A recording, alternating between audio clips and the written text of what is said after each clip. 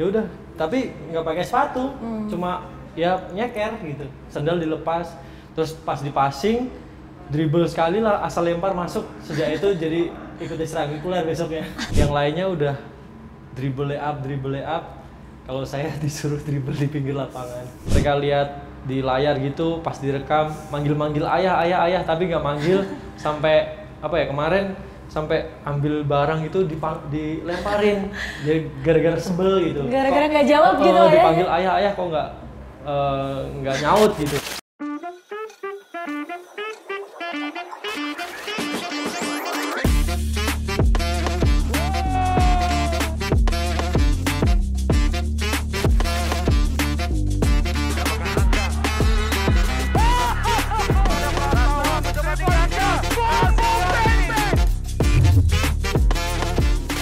IBL Fans, kali ini kita bakalan ngobrol-ngobrol tentang perjalanan karir dari jagoannya Ranspik Basketball. Saat ini aku udah bareng sama Nuka Trisaputra. Halo Nuka. Halo. Selamat siang. Siang.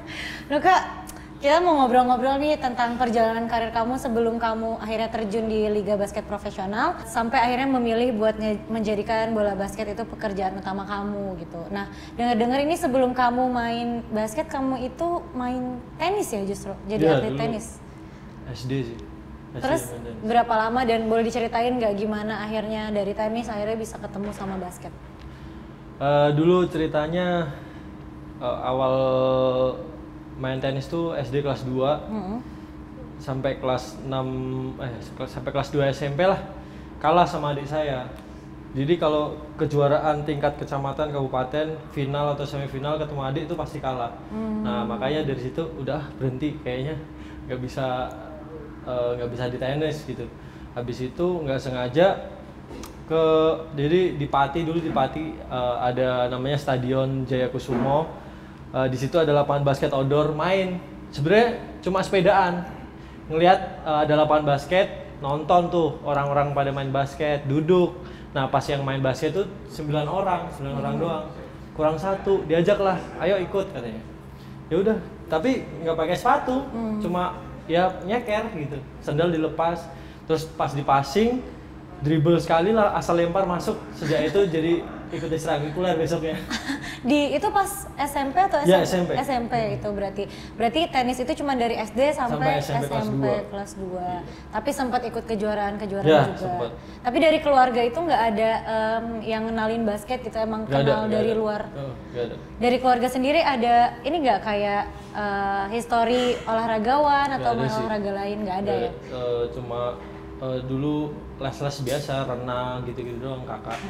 Boleh diceritain nggak SMP dan pertama masuk eskul basket itu gimana sih perjalanannya sampai akhirnya di Liga Mahasiswa bisa karirnya naik, terus akhirnya main profesional, pertama di mana, di Pasifik ya? Yeah. Nah, boleh diceritain nggak gimana? Dulu SMP waktu ikut ekstrakurikuler tuh yang lainnya udah dribble lay up. Kalau saya disuruh dribble di pinggir lapangan. Tapi ya itu seneng kan jalaninya, senang, jadi ada motivasi berlanjut sampai jadi lulus SMP itu ngejar beasiswa basket di PPLP Semarang. Jadi kalau di Jakarta itu kayak Ragunan. Nah, dari teman-teman saya SMP itu yang masuk, maksudnya yang nyari beasiswa itu cuma saya. Jadi alhamdulillahnya dapat di situ. Ya di situ mulai serius sampai terjun ke nasional, ke IBL sih. Berarti padahal teman-teman kamu di SMP itu sebelumnya udah duluan terjun ke basket. Tapi justru kamu yang akhirnya lebih serius mungkin gitu. Rezekinya kali ya. Iya, rezekinya di situ. Nah, terus sekarang boleh ceritain nggak latihan apa aja yang kamu jalanin, kan akhirnya sampai bisa nyari beasiswa, dapat beasiswa di PPLP, sekolah khusus buat atlet gitu. Ada latihan khusus nggak yang Nuka jalanin? Yang pasti dulu waktu di Pati itu waktu ikut ekstrakurikuler langsung ikut klub di Pati. Cuma emang klubnya gratis buat siapa aja yang mau gitu kan. Ikut pelatihnya di situ, ya udah digembleng di situ. Nah, di situ kayak latihan itu seneng gitu kan, jadi kita kayak nggak ada capeknya. Terus waktu ada seleksi buat masuk ke PPLP, sampai kaget yang nyeleksi, ini kok nafasnya panjang-panjang, ini fisiknya ngejar kereta apa gimana katanya gitu. Ngejar kereta. Iya, habis itu ya udah pas di PPLP itu kan dulu mesnya bareng voli ya. Jadi mesnya bareng voli. Nah, yang lain biasanya masih tidur, masih istirahat. Saya ikut kayak latihan anak voli. Jadi pengen gimana sih loncatnya biar tinggi, jadi ikut latihan mereka. Jadi ada tambah-tambahan sendiri sih. Jadi emang suka olahraga aja jadinya kan semuanya, walaupun volley kamu tetap ikutin gitu latihannya demi. Tapi ikut fisiknya aja, maksudnya biar nambah loncatan. Biar dapat loncatan tinggi. Berarti kan kamu berasal dari Pati, terus akhirnya kamu ke Semarang, terus sekarang ke Surabaya juga, terus Jogja sekarang dulu sih kuliah. ke Jogja dulu kuliah. Nah, kan berarti dari dulu ngerantau nih dari SMA. Betul. Nah, sedangkan apa sih yang udah ngebedain sama sekarang Nuke udah berkeluarga dan masih harus merantau juga? Apa yang ngebedain sama Nuke ngerantau dulu? Kalau ngerantau dulu nggak ada pikiran ya. Oh, nggak ada pikiran. Jadi ya udah, kita nggak mikirin yang di rumah gitu. Maksudnya masih single kan, maksudnya mikirin diri sendiri. Kalau sekarang hampir setiap minggu harus pulang ke Jogja. Ya intinya kalau sekarang sih di basket intinya saya nyari relasi, nyari prestasi gitu aja sih. Kalau kalau duit, misalnya mikirin duit mungkin ya udah habis buat keluarga gitu kan. Yang penting mau buat prestasi sama buat relasi aja. Jadi kamu emang udah menjadikan bola basket pekerjaan emang untuk keluarga juga gitu ya. Nah, perasaan kamu sendiri selain kerja harus jauh dari keluarga, gimana sih cara keluarga kamu support tentang karir kamu yang harus ngerantau jauh ini? Keluargamu tinggal di Jogja, kamu tinggal di Jakarta gitu di sini. Ya yang pasti support ya, apalagi kalau tanding pasti ada telepon, kasih support segala macem buat semangatin lah. Intinya kalau tanding harus all out gitu, sampai kalau cedera aja maksudnya berapa lama recovery-nya, kapan harus bisa balik lagi. Maksudnya yang di rumah itu support gitu, jadi pengen cepat-cepat biar bisa di lapangan tuh maksimal lagi. Oke, nah tapi cara kamu nge-maintain perasaan kangen sama anak, sama istri itu gimana sih? Apalagi kan maksudnya anak-anak ya, kayak pasti nyariin ayah di mana gitu. Makanya capek nggak capek, Sabtu Minggu pasti balik. Pasti? Iya, pasti balik. Pasti. Okay. Apalagi setelah bubble kemarin, ya udah nekat lah setiap Sabtu Minggu balik gitu aja. Nah, kemarin kan cukup lama ya bubble IBL itu, tapi kamu berhenti juga di tengah-tengah keluar bubble. Iya, karena ada masalah di kaki. Terus itu istri dan anak-anak gimana tuh responnya terhadap ya sebenarnya yang kamu agak hadapi? disayangkan ya, cuma ya mau gimana kondisi gitu kan, harus dijalani lah. Tapi mereka tetap support sih, maksudnya masih untungnya kita lolos playoff, masih ada playoff, ya udah dihabisin di playoff gitu. Oke, jadi prosesi recovery-nya Nuke sekarang udah berapa persen nih kira-kira buat persiapan playoff nanti? Alhamdulillah mungkin udah 90% lah. Udah 90%, hati-hati loh. Tim-tim IBL udah balik lagi nih Nuke Tri Saputra. Amin. Nah, IBL fans, ternyata perjalanan panjang Nuke Tri Saputra berjuang buat karirnya nih, pekerjaannya di basket dan berjuang untuk keluarganya itu nggak simple gitu ya. Banyak waktu, materi dan fisik yang harus dikorbanin juga ya kan. Yeah.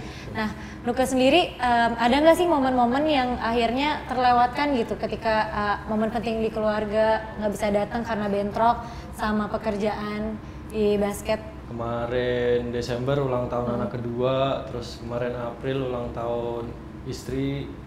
Jadi datangnya itu setelah ulang tahun baru bisa datang, nunggu waktu libur gitu. Ya mungkin banyak sih yang dikorbanin. Jadi maksudnya anak seumur anak-anak saya yang sekarang kan butuh butuh kayak kasih sayang orang tua lah. Jadi kadang juga sedih ninggalin mereka gitu. Kadang kalau pas di rumah mereka lihat di layar gitu, pas direkam manggil ayah tapi nggak manggil. Sampai kemarin sampai ambil barang itu dilemparin, jadi gara-gara sebel gitu. Gara-gara nggak jawab gitu ya? Dipanggil ayah kok nggak nyaut gitu. Jadi anak yang pertama sampai sebel, dia ngelempar TV-nya. Ya ampun, semangat ya anaknya. Kak Nuke, umur berapa anak yang pertama? 3 tahun. 3 tahun, dan anak yang kedua? 1 tahun. 1 tahun. Nah, kira-kira pasti kan Nuke pernah ngadepin homesick parah ya, apalagi kemarin bubble cukup lama gitu. Gimana sih cara Nuke ngadepin dan kayak nge-treatment keluarga setelah dihadapin dengan homesick itu? Gimana cara nge-build lagi relation sama keluarga? Ya yang pasti sering video call sih, itu aja. Nah yang sekarang saya sering lakuin yaitu setiap Sabtu Minggu pulang paling itu ya. Kalau misalnya emang jauh video call gitu. Anak yang pertama soalnya udah ngerti, jadi kalau weekend gitu dia nggak daycare gitu pasti ngajakin main gitu. Jadi ya udah Sabtu Minggu mau nggak mau harus pulang. Oke, nah terakhir nih mungkin kalau misalnya istri dan anak-anaknya Nuke nonton Instant Replay, apa yang pengen Nuke sampaikan buat istri dan anak-anak di rumah? Ya, yang pasti minta maaf dulu udah ninggalin, terus minta supportnya, dukungannya. Yang pasti nanti kita bakal bisa bareng-bareng lagi di waktu 7 hari 24 jam. Amin. Oke. Satu lagi nih aku pengen tahu nih, Kak Nuke, apa yang paling jadi pegangan Kak Nuke untuk berjuang dan menghadapi long distance relationship ini sama keluarga? Yang pasti yang bikin saya mau main basket di luar Jogja kemarin itu gara-gara operasi. Sebelum papa angkat saya meninggal, dia cuma ngomong, saya kan ngomong, "Pak, saya besok operasi." Terus papa cuma jawab, "Ini yang papa tunggu, setelah kamu operasi sembuh nanti kamu bakal jadi maksudnya pemain yang hebat nantinya." Ya udah, itu yang bikin ya udah mau nggak mau ngelanjutin basket. Perjalanan karirnya Nuke itu gak mudah banget, apalagi kemarin baru ditinggal papa dan banyak harapan juga yang disampaikan mungkinnya dari papa buat Nuke, dan Nuke sekarang lagi nyoba mewujudkan harapan-harapan itu. Oke, jadi mungkin apa sih, ada kalimat motivasi buat IBL fans di sana yang mungkin pengen jadi pemain profesional dan mungkin menghadapi situasi yang sama dan mirip sama Nuke, apa yang mau disampaikan? Kalau dari saya itu kesempatan itu bukan datang 2 kali. Cuma kesempatan itu akan datang kalau kalian berani nyoba, itu aja. Oke, kalau gitu terima kasih banyak Nuke udah datang ke Instant Replay IBL TV. Thank you, sama-sama. Terima kasih atas waktunya. Pas dulu dong. Oke. Thank you. Jadi siapa kira-kira pemain IBL selanjutnya yang pengen kalian ajak ngobrol di sini bareng Alia buat nyeritain perjalanan karirnya dari sebelum jadi pemain profesional dan menjadikan bola basket sebagai pekerjaan utamanya? Komen di bawah, dan jangan lupa untuk like, subscribe, and share IBL TV untuk terus update dengan episode-episode selanjutnya. See you next episode. Thank you.